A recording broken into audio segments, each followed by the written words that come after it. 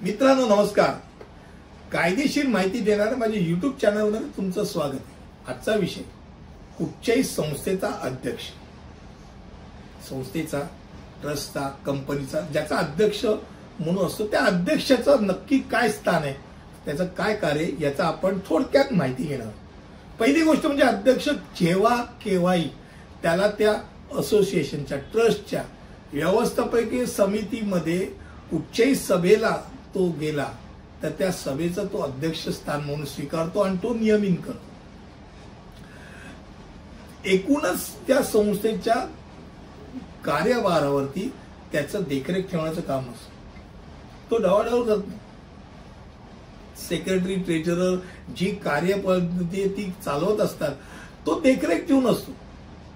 कारण अध्यक्षांनी कोणती समिती, उपसमिती असेल, कुठची स्मॉल युनिट असेल, त्याची बैठक, त्याला समजा कोणीतरी तक्रार केली की बाबी असं फलाना गोष्ट होते, आपण बैठक घ्या, बैठक घेतली जात नाही.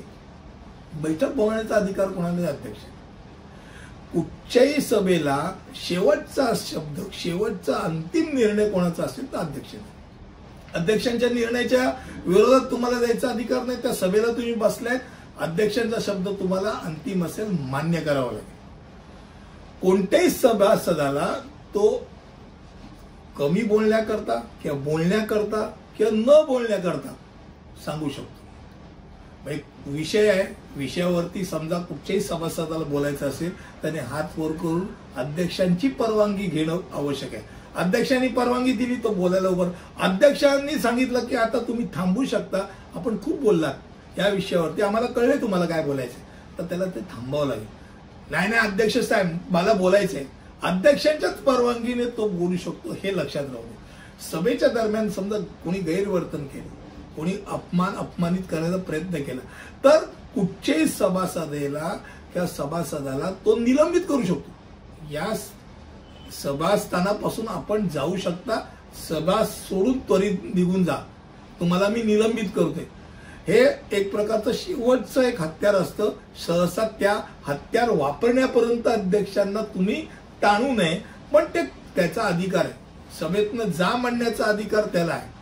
कोणत्याही विवाहित प्रकरणामध्ये जर कोणी व्यक्ती विरोध करत असेल आणि त्यांनी समजा सांगितलं मला मतदान पाहिजे या विषयावर, तर संबंधित गोष्टीवर मतदान घ्यायचं का नाही घ्यायचं, आणि घ्यायचं असेल तर हात वर करून घ्यायचं, आवाजी मताने घ्यायचं, कसं घ्यायचं हे संपूर्ण ठरवण्याचा अधिकार अध्यक्षाला असतो. हिशोबाचा विषय फार महत्वाचा असतो. म्हणजे अध्यक्ष पहिल्यांदा सभासदांकडे जातो. समजा एक महत्वाची गोष्ट म्हणजे अध्यक्ष त्या सभेला नसेल, उपस्थित नसेल तर उपाध्यक्ष अध्यक्षाचं स्थान स्वीकारतो. अध्यक्ष उपाध्यक्ष नसेल तर ट्रस्टींपैकी जो सिनियर मोस्ट व्यक्ती आहे तो असतो.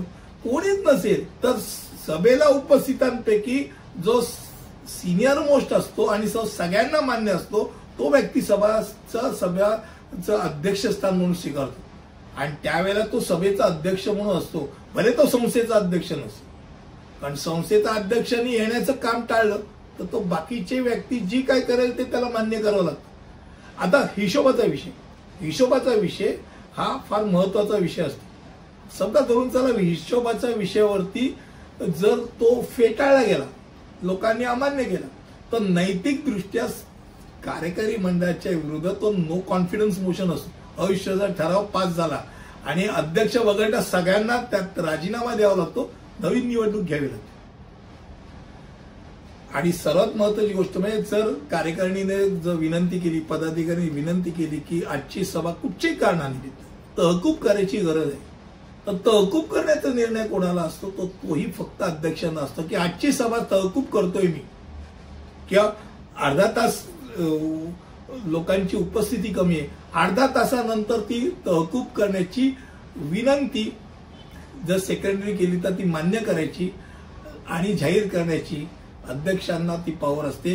कुठची सभा पूर्णपणे तहकूब करायची आणि वेगळ्या तारखेला घ्यायची ती पण पॉवर अध्यक्षांना असते. असं संस्थेचा अध्यक्ष म्हटल्यानंतर खऱ्या अर्थाने बघायला गेलं तर एक मान्यवर व्यक्ती असतो.